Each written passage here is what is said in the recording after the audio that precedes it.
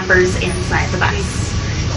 You are welcome to stand up along the way if you'd like to. Just if you do stand up, please keep your feet on the floor, not the seats, and hold on to a railing. And for those of you upstairs, if you have anything stowed below your feet, just make sure nothing's going to roll off the side of the bus. There's a gap at the edge near your feet. Alright, we're on Tiger Trail right now. We're going to see if we can spot a tiger. We have 3 Himalayan tigers. It is up to the animals whether or not we see them. They get to set their own schedule for the most part. Oh, there he is. He's on the very right side, kind of patrolling around. I'm just going to slowly crawl by. Just keep an eye on the right side. He's kind of patrolling the edge of his territory right now. He just jumped around the corner. We'll see if he'll head back down here. Okay, now he's going around along the back fence. So just keep an eye on the very top back right corner. Just kind of keep an eye on the fence back there. Now the reason he's keeping an eye on the fence is on the other side of that fence is another tiger. And tigers are solitary, which means they don't like each other very much. So he's just telling his brother on the other side of the fence to stay out of his room. Oh, I saw that. It's like way back there. Yeah, we have 3 boys. 2 live together because they're still young enough to like each other. The oldest, Connor, lives alone by choice. And we're hoping we'll find a girlfriend for at least one of those boys soon, because tigers are an endangered species. Endangered species is any type of animal or plant that could go extinct and be gone forever very soon if we don't help them. As we head around, I'll let you know some ways that we've been helping out endangered species, like through breeding programs, and also some ways that you could be here for those animals. We're now in the rainforest of Central Africa. This is Hippo Trail, so if you see a big gray shape move through the water, that would be a river hippo. Out today should be our female Funani and her baby Tony. Tony does look smaller than Mama, but he is over 500 pounds at this point. Hippos get pretty big. And they're kind of moving around in there right now. There's a nice underwater viewing area down there, so if you head back here later, you can see them while they're in the pool. What might be a little bit easier to spot right now is behind the beach, there's a big brown animal with black and white stripes behind the trees. That's called an okapi. Okapi live in Central African rainforests, and a lot of people see their black and white stripes and legs and think they're related to zebras, but they're not. Their closest living relatives are actually giraffes. Just like their taller cousins, the okapi are really good at stripping leaves from high branches up in trees, so none of our ficus trees in there can grow any leaves till about 9 feet, or else the okapi can. And we do have a young okapi who's born about the same time as Tony, our baby hippo. There's also a baby monkey living over here. So Hippo Trail's a good spot for finding monkeys. See if we can spot that little baby monkey. He's very cute. Or just any monkey. Oh, there's one monkey at the very tippy top of the pole right now. That's a Schmidt's red-tailed guanet. You could probably guess why they're called a red-tailed guanet. They live in here with some spot-neck river otters.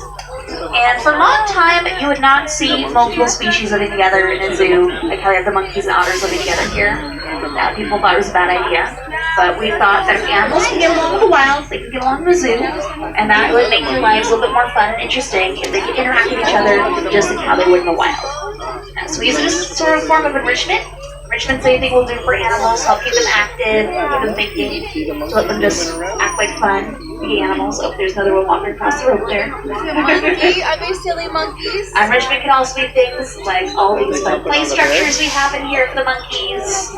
We can feed animals in fun ways, or even just give them interesting smells. For example, we used to have a tiger here that really liked Chanel No. 5. That was her favorite. At the bottom of this hill, I'm going to head to the left because that's the side of the road my bus fits through. This is the lowest point in the zoo. I don't fit through the middle part of the canyon, but we'll be at the other end later on.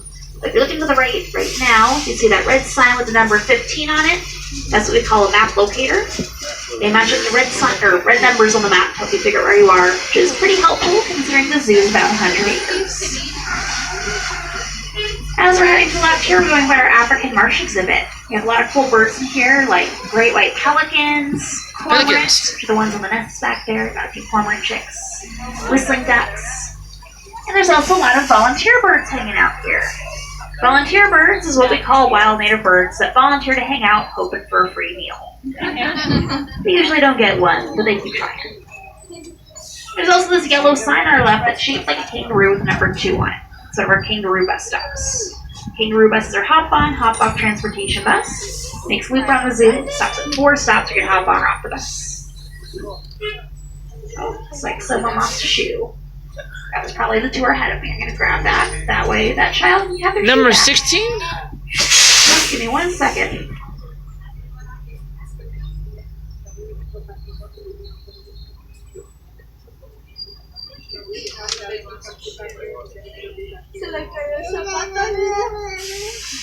Do it now since you're gonna do it. Just switch Maddie and then I'll make space for you back here. There's a better view back here. Alright. Yep, so Maddie can sit.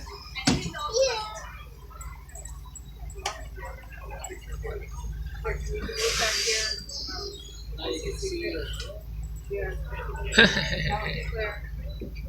Alright, good timing. Surprisingly, shoes are the most common item to fall off buses here. Alright. What was I saying? Oh yeah, I was talking about the kangaroo bus. So the kangaroo bus is our hop off transportation bus. It doesn't do a tour, it just makes 4 stops around the zoo where you can hop on or off. I'll show you where they all are as we head around. They're also marked on the map with yellow kangaroos. The buses come by about every 15 minutes. The buses themselves have a yellow sign in the front window that says kangaroo bus on it, so you know they're a kangaroo bus. And the same tickets we showed to get on the tour will get you on board. That's a good way to get back in that canyon we just left, or to avoid walking up this hill later. Now as we're heading up this hill, we have a lovely view of a freeway on the left. It's Route 163. I'm only mentioning the name of the freeway because it does take you up towards our sister facility, the Safari Park, which is about 30 miles north of here. And if you have the chance to check out the Safari Park, probably wouldn't recommend trying to do both in one day, but it is a really cool spot to visit on another day. It's There's a long hills going up. So it's a really big park, and because it's so big, there's always baby animals. A lot of breeding programs going on. Actually, if you look at the trees to the right, you might catch the black and white stripes of a young male Garvey zebra. He's back towards the back. He was born at Safari Park. Now he's hanging out until he's ready to go join his own herd. He's living in here with a couple of Japanese eland, those big tan animals. They're the world's largest antelope. Only 2 of them in there. We also have Sphinx gazelle over here. These little itty bitty gazelle. They're one of the smallest species. We live in here with lesser kudu, another type of antelope. They're the ones that look a little bit like striped deer. We'll see some more antelope a little bit further up the hill. Just first, we're going to peek in the polar bear plunge, see if we can spot a polar bear. We have 3 living here, a male named Kaluk, his sister Takik, and his girlfriend Shnuck. Let's see.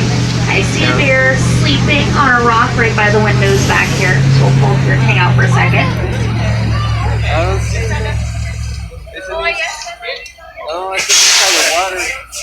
So on the left, right between the windows, there's a bear sleeping on the rock right now. Now, all 3 of our bears are rescues. They were originally found as orphan cubs out in the wild. They're brought here, lived here ever since. So even though it is warmer in the Arctic, the bears have gotten used to these temperatures, and they're pretty comfortable being here in San Diego.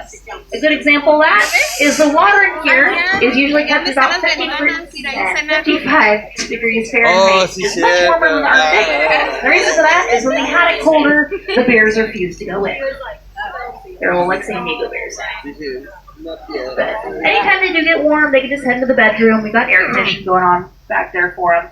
Plus a couple snow machines spread out throughout the exhibit. So they can roll around the snow whenever they want. Gino. Yeah, they are snow bears. They like the snow. And actually, one of our bears, Takik, is participating in a research study with us, mainly back in the bedroom, where she'll walk on a polar bear-sized treadmill for us. Specially built. She can leave the treadmill anytime she wants, but she gets a lot of treats while she's on there, so she'll stick around for the treats. And while she's on that, we can take her heart rate, breathing rate, figure out how many calories she's burning. That way we know how much food these bears need to survive if they have to travel longer than average distances to get that food. Get better health naps in the wild. And it looks like she's going to keep napping. Sorry. So I can start rolling up the hill again. But if you do head back in here later, along with the bears, are some other cool animals like Arctic foxes, reindeer. There's a lot of fun stuff for kids, like a life-size statue of an adult male polar bear, so you can see just how much bigger they are than you. It's really great information about the research we've been doing. information about how these bears got here, and also some really great energy-saving tips that help out the bears and save you money. Have a win-win. My favorite tips just to unplug things you're not using them. Super easy. We have some more antelope on the right. In the back here are Bontebok, a territorial antelope from South Africa. Each male has his own territory they'll work very hard to keep other males out of, because whoever's got the best territory gets the most girls. Then we have the Southern Yarranup, which have a special ability. They can stand up on their hind legs, kind of like a little person. That helps them reach leaves way higher up than other antelope can get to. The yellowback tiger, kind of in the back right. They're from Taurus toward Central Africa. They're a little bit more like a cow. And not sure the Choctaw peccaries are hanging out. Oh, there they are. They're walking over towards the left side. Choctaw peccaries are a pig-like animal from South America. I think they're pretty cute. A At warthog. the top of the hill here, we're going by the west end of the Sky-Quarry. The east end was a Discovery outpost up front. Starts running at 10, so about 5 minutes from now to start running. It is a one-way trip, so it's mainly a good way to get from one end of the zoo to the other. So you can ride from either side, so if you do want to go both ways, you can just You smell hop off the popcorn? bridge and then get back in line to go across it. Hey, Adrian. It takes about Adrian, 4.5, 5 look, the minutes. 4D. There's a nice view up there. It's actually see gorillas and It's the pandas. highest stage When I 4D, was a Joanna. kid, I like counting all the hats that people dropped off the side. It's a fun game. We have one of our 40 theaters on the right. This one plays Ice Age, the 40 show in our children's zoo is Rio. Sweet. They're about 15 minutes long. They are an extra ticket, but we're nonprofit, so the ticket does go back towards the animals. Got Kangaroo Stop 3 here on the left. That's a good way to get back to the polar bears. But if you're over here later, trying to get to the front of the zoo and don't want to use the Sky-Quarry, I actually don't recommend hopping on the kangaroo bus here to get to the front. Instead, I would use the Basher Bridge. It's to the right past those red umbrellas, and it leads straight from here to the gorillas, which makes the walk from here to the front only about 6 Ow, there's minutes. another bus. Really easy. Now heading into my favorite area of the zoo, Elephant Odyssey. As we head in here, on the left are some sort of rabbit-sized, potato-shaped animals up in the branches. They're called rock hyraxes. They're from Africa. And it's fitting that they're living in Elephant Odyssey because one of their closest living relatives are elephants. Their closest living relatives are elephants and manatees. It's a very strange family tree. Something about their teeth and their feet is how people figure that one out. Then to the right, a little bit more familiar, and actually slightly awake, we have our African lions. Our male Ambaris behind the tree, female Etoshas towards the middle. Now, lions are pretty unusual for cats. Most cats, like the tiger you may or may not have seen earlier, are solitary, so they want to be alone. There are only 2 kinds of cats who like to live in groups. That's house cats and lions. So you have a little pride in 2 here. They're kind of like an old married couple. They've been together for most of their lives. And they do sleep a lot. That's pretty typical for cats. Sometimes they just serve food, conserve energy. But a Mari there does roar every so often. And lions roar can travel for 5 miles. You can hear me the whole zoo and even in the parking lot. Usually that lasts about 30 seconds and goes back to sleep. Here's some birds of paradise calling to us from the left there. As well. Very pretty birds. Pretty bird, nice bird. Good spot. Anyone else over here? This area is called Elephant Odyssey because of our elephants. We'll see who can spot here. We have 4 female elephants living here. 2 are African elephants, 2 are Asian elephants. Not seeing it quite yet, but we've got a big exhibit for the elephants, so we'll check further ahead. For now, you may see some South American animals by the rocks. You see what looks like a huge guinea pig? That would be a capybara, the world's largest rodent. There's also a herd of guanaco. Guanaco are wild relatives of llamas from South America. They do look a lot like llamas. And there is one llama in here. He's one with a white fur with brown spots on it. His name is Ed. Oh yeah, you see one of the capybara hanging out behind a little pool there.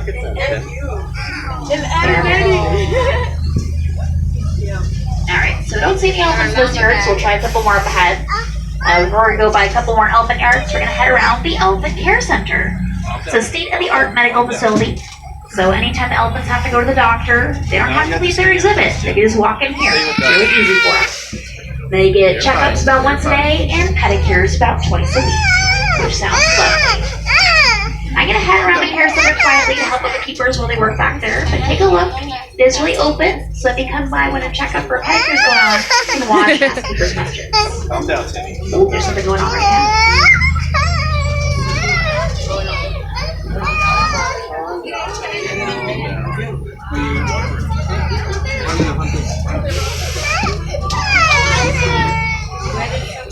Oh, look, Tim, there's more animals. Elephants. Elephant. Hey, it's right there. See, elephant. He's getting water. Oh, look at elephant.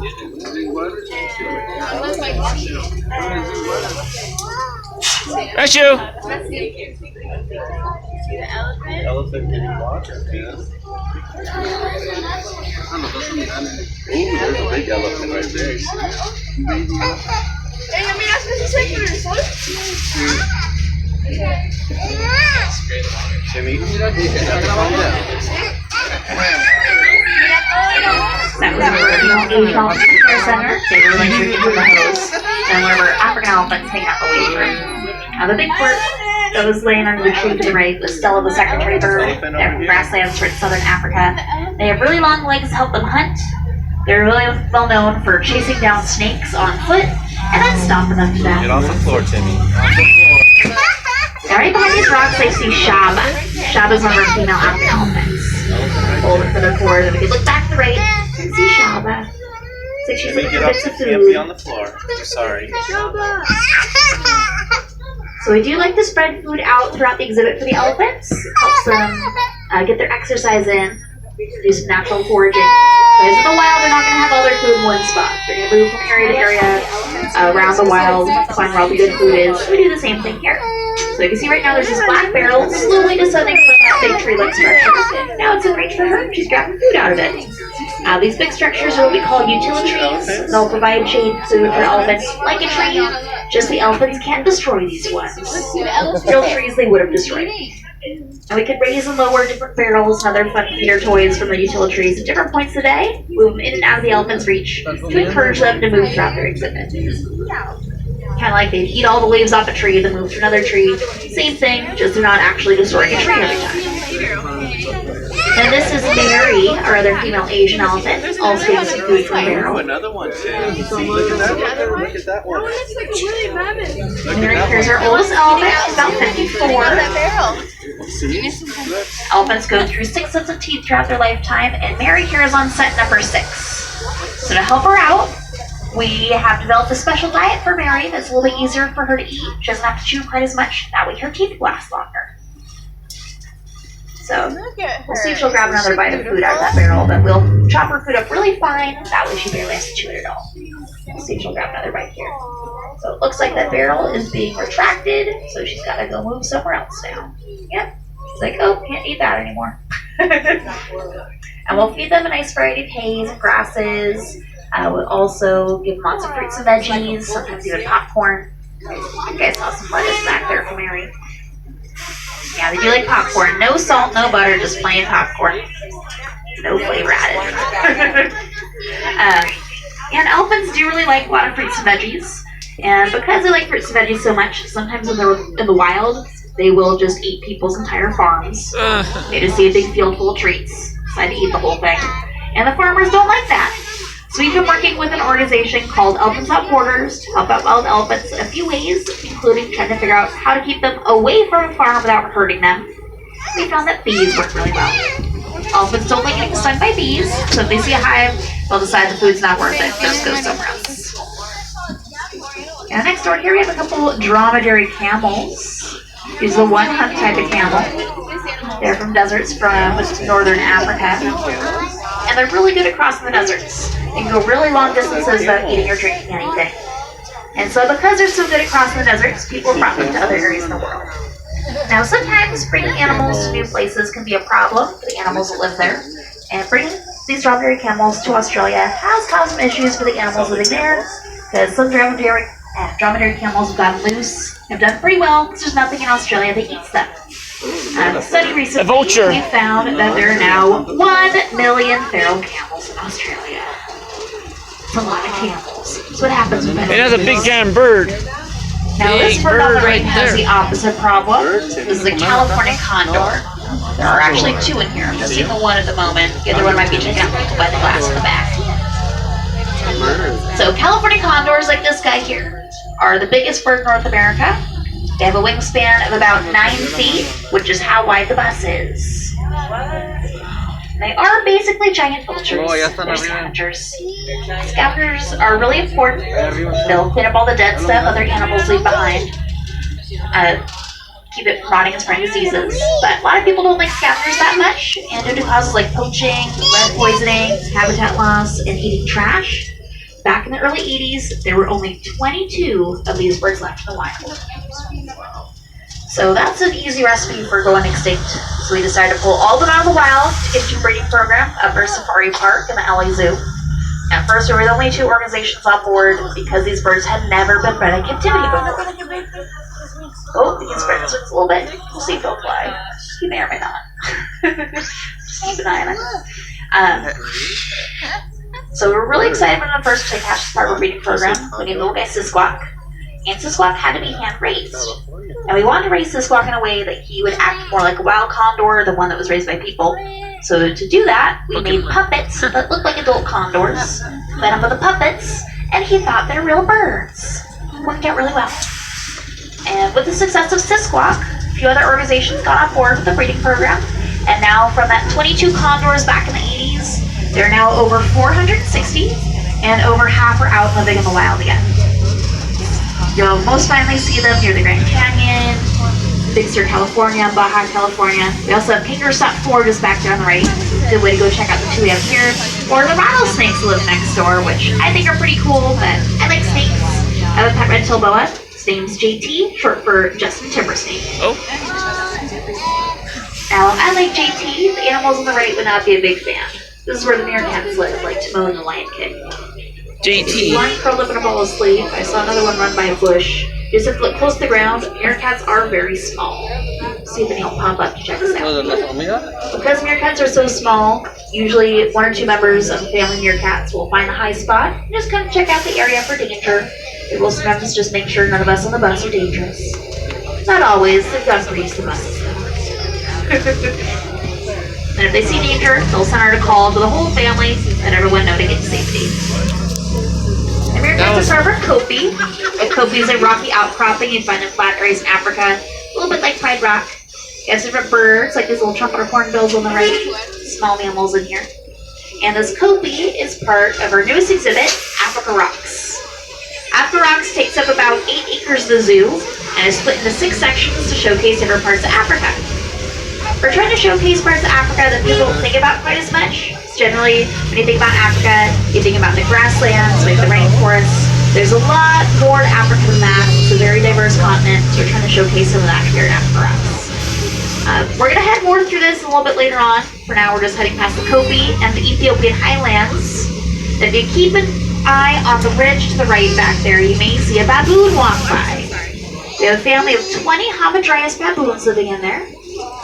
I'll see if we can get a closer look at them later when we head through Africa Rocks. But I do really recommend coming back to check out the baboons, if not all of Africa Rocks, later, because the baboons are really fun. Yeah, we have a family of 20 of them in there. They're really active. And there's a little baby named Christina. She's really cute. She was born in September. Before we head through Africa Rocks, we're going to head through a couple sections. First of which is the Australian outback. The building on our right here is the Queen's Dinner House, home to the largest colony of koalas outside of Australia. We will go by the koalas again a little bit later, so if you don't see some now, don't worry, we'll try again in a little bit. But just look for little gray balls of fur under those black platforms past the trees. Koalas do average 20 hours of sleep per day, so they are usually sleeping. And we'll go past them again a little bit later on here. The other end of that Australian outback is up ahead on the left, where you find a lot of Australian plants and birds, along with our Tasmanian devils. We're one of very few places outside of Australia where you can see Tasmanian devils, so you may want to check those out before you leave. We're going to head back in the rainforest now down Center Street. Center Street's the oldest area of the zoo with some exhibits that date back to the 1930s. It's also sometimes called Bear Canyon, so as you may guess, a lot of the bears live down here. We'll see I who's smell out and about. popcorn. Again, it is up to the animals whether or not we see them. So fingers crossed. Hey, I smell a shop here. First exhibit's home to a sun bear named Francis. He's a little on the older side. He does like to sleep a lot, but oh, there he is! So in the very back middle in a sunny spot, you can check him out there. Hi, little Francis. He is full size. Sun bears are the smallest species of bear. Yeah, he's just sleeping in the sun in the back middle there. Kind of checking us out there. Again, he is full grown. Just a very small type of bear. Sun bears are from rainforests of Southeast Asia. They eat a lot of fruits and veggies, sometimes things like eggs and bugs. But sun bears have been having trouble because the rainforests they live in have been disappearing really quickly due to people cutting down or even just burning down large areas of the rainforest these bears live in to grow oil palms. That's where you get palm oil from. Palm oil has been a really popular ingredient in a lot of snack foods and cosmetics. So we've joined the Roundtable for Sustainable Palm Oil, which is trying to encourage farmers to grow that palm oil in ways that don't burn down rainforests where little bears like Francis live. And you can really help us out with that mission by, if you're buying snack foods, to just double check the labels to see if they contain palm oil. To either buy things that either don't use palm oil or that use sustainably grown palm oil. That way you can help out little bears like Francis. Let's see, we're now heading past one of our snow leopards, who I believe is sleeping in the back at the moment. It's a little too sunny for the snow leopards at this point. They do like to sleep during the day, come out at night. Not seeing a little honor either, so let's check on the grizzly bears. What are the grizzly boys up to today? Oh, I saw a big dust cloud. That means they're on the move.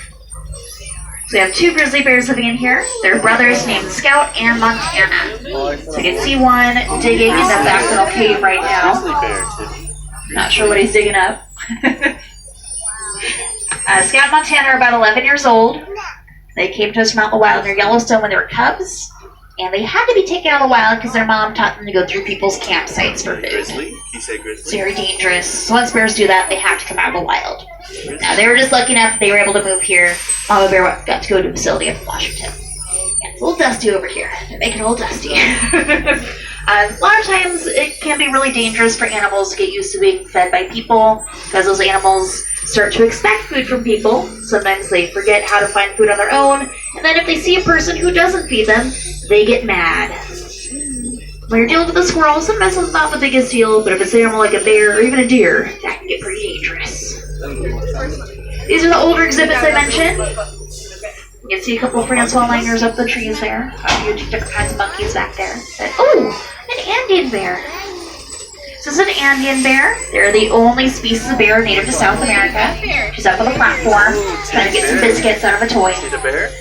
This is Alba, our little female. She's a little over 3 years old. Andean bears are sometimes also called spectacled bears because when you see her face, she's got those tan markings on her eyes that look like a pair of glasses or spectacles. So, spectacled bear. Alba's very smart, so we have all kinds of climbing structures and toys in here for her. Her favorite game tends to be throw everything in the boat for the keepers to fish out in the morning. So a lot of that is bolted down. But she's got a lot of fun going through all of her toys in there. Dragging things up and down on those platforms. Finding some little biscuits in there. Now, you never guess, looking at Alba, that Andean bears are actually extremely shy. Looks like the keepers are cleaning up next door.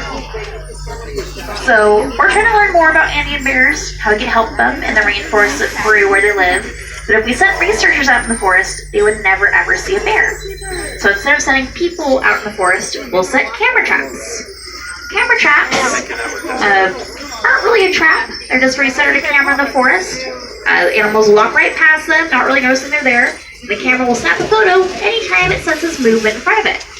So you get all kinds of photos of all kinds of animals living in the forest.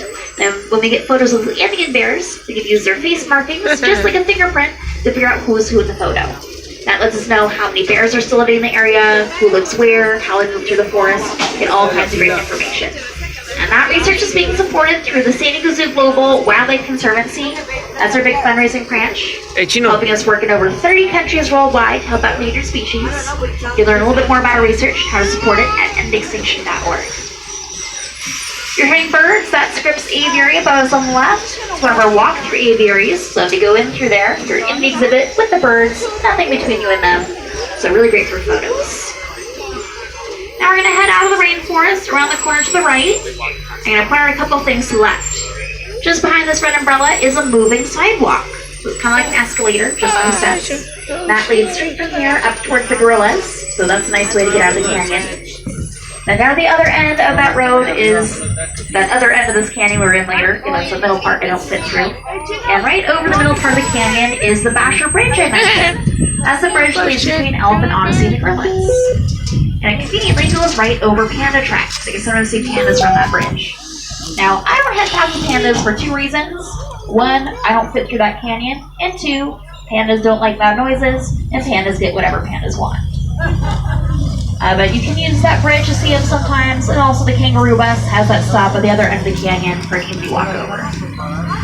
We're going to head back in After Rocks now, through Cape Fynbos, which is an area on the coast of South Africa, home to penguins. Now these are African penguins, so no ice and snow here. Where they live, the weather is about the same as it would be in San Diego. Occasionally you'll see some swim by in the pool. There's also several out on the beach. You also might see a shark swim by. We do have leopard sharks living with the penguins. Don't worry, they get along just fine. Oh, you should. Now, on the beach behind those little penguins, you'll see holes drilled into the wall. Those are artificial nest boxes that we built for these penguins to help them out. We're putting us here in a beach in South Africa because how these penguins naturally nest has made them an endangered species. Oh, look at a little parade of penguins going around the corner. These penguins naturally nest in kind of a gross way. The beaches they live in South Africa are usually about waist deep in guano, which is a fancy term for poop. The penguins use their guano to burrow into to build nests, keeps their eggs nicely insulated and protected. But people realize that the guano makes really good fertilizers and have started collecting it off the beaches in South Africa to use in their gardens. The penguins don't know how to build a nest without the guano, and so they just lay their eggs on the beach, which makes it really easier for predators to eat them. So we're working on building these artificial nests. That way, even with no guano, their eggs stay safe. Now in the West African forest, we have a little stage set up down there. We'll have animal presentations throughout the day, live music. So it's home to Rainy Falls, a 65-foot tall waterfall. Great for photos. We're now heading through the forest of Madagascar. Madagascar is an island on the coast of South Africa. Southeastern coast of Africa. And like a lot of islands, there's some very unusual plants and animals living here. If you look on the mesh sort of towards the back, you'll see a little black lemur climbing across the mesh. That is a blue-eyed black lemur. Probably guess why they're named that. We got two in there. They're brothers named Ackroyd and Belushi, or the Blues Brothers. Now it's really just the boys that are that dark black color. It does make them stand out to predators really well. The females blend in a little bit more. They're more of a brown. That dark black color on the male blue black lemurs tells all the girls, hey ladies, even though all the predators can see me, I haven't been eaten yet. I'm a strong lemur. We're now in the Acacia Woodland Forest, and in this little tree, you'll see a little monkey. Check this out, right over the building. That's a vervet monkey. Just like the meerkats, they'll send some trees up into the trees to go look